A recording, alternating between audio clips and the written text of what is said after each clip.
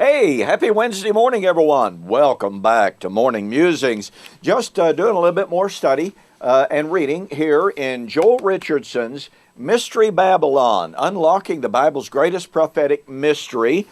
Do not forget, this upcoming Friday, I will have installment number 2 in our review and response to Mr. Richardson's book, in which he claims that the Islamic movement is, in fact, Babylon of Revelation.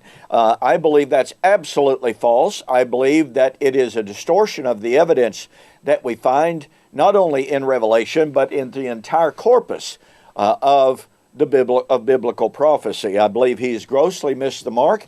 I will be sharing with you some of those reasons on Friday. Be looking forward to that. Well, don't forget, July 12th through 14th, Preterist Pilgrim Weekend, Ardmore, Oklahoma. All right, we're looking at the resurrection of Romans 8, 1 Corinthians chapter 15. In both passages, we have the anticipation of the putting off of the mortal body, of the putting off of the bondage of corruption, putting an end to futility. Now, I've been sharing with you the identity of that creation and the nature of that futility. I want you to notice that in Romans chapter 8, Paul makes illusion is not the right word. Paul says the whole creation groans in labor pains until now. Wow. Paul introduces to the reader. And remember, Paul says, I'm writing to those who know the law, Romans 7:1. He's writing to people who are very familiar with an Old Testament concept known as the birth pangs of Messiah. Look, this is one of the most fascinating of subjects. In my book, We Shall Meet Him in the Air, the Wedding of the King of Kings, I demonstrate that in 1 Thessalonians chapter 5 and verse 3, when Paul talks about the day of the Lord coming upon them as a woman, as labor pains upon a woman with child, he's drawing upon that same database, if you please. Let me share something with you. In the Jewish eschatological timeline, in the narrative, if you please, there was a belief that in the last days, certain things would happen.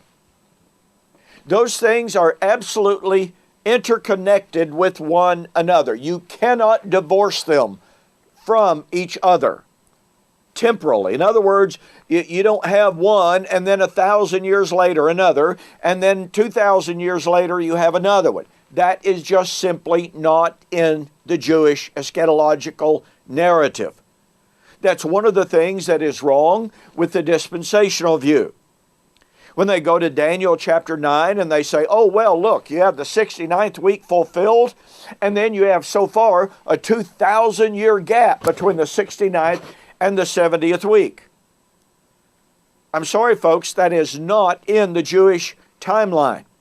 Likewise, we have individuals saying, well, in Daniel chapter 12 and verse 1, you have the prediction of the Great Tribulation. That supposedly happened in the days of Antiochus Epiphanes.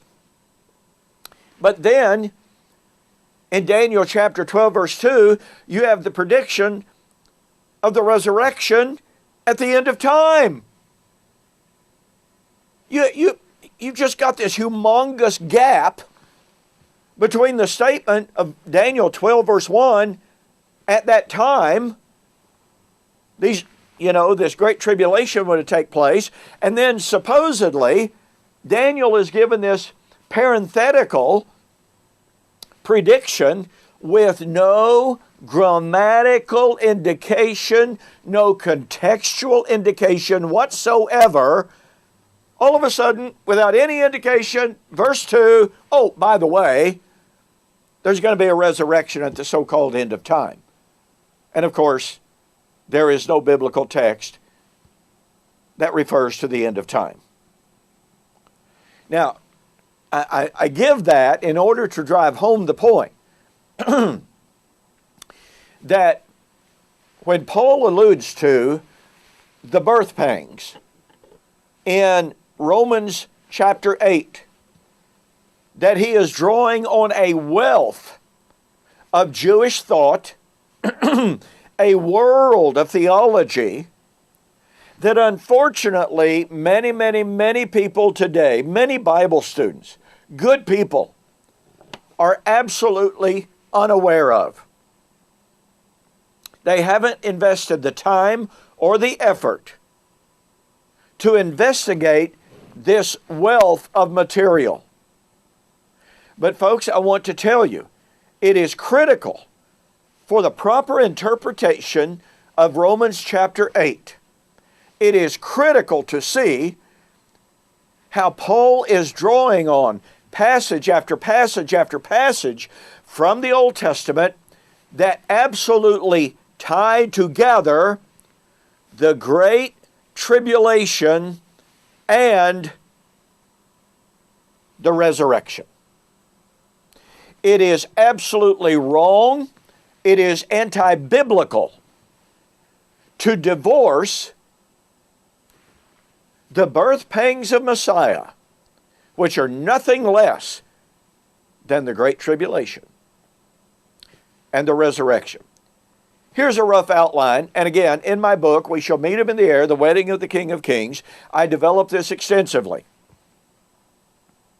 In some Jewish texts, you'll find a flip-flopping of, well, this one goes here and that one goes there, but they all agree that every one of these constituent elements belong to the last days. And those last days do not extend for thousands of years. But in that Jewish narrative, there was the belief that you would have the appearing of Elijah before the coming of the great and the terrible day of the Lord. Number two, you would have the great apostasy, in which those in Israel would fall away. Now, here's where you sometimes find a little bit of flip-flop.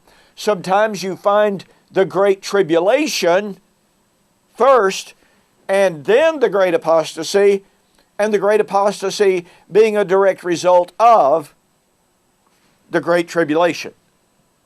But the Great Tribulation is seen as the birth pangs of Messiah. The time of Jacob's trouble, we'll look at that. And here in this eschatological narrative, you have the birth pangs of Messiah, you have the great apostasy, and you have the coming of the Lord in the kingdom, in the judgment, and the resurrection.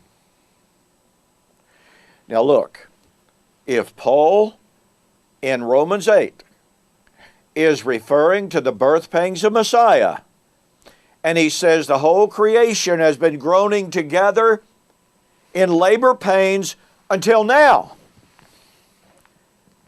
Paul's now takes on a temporal significance when coupled with all of the time elements that he gives in Romans 8 of the imminence of the coming glory.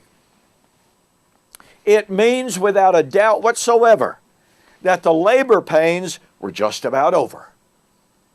It means the time of deliverance had arrived. It means the resurrection was at hand. So, in our very next video, I'm going to share with you, I've already shared with you Isaiah 26.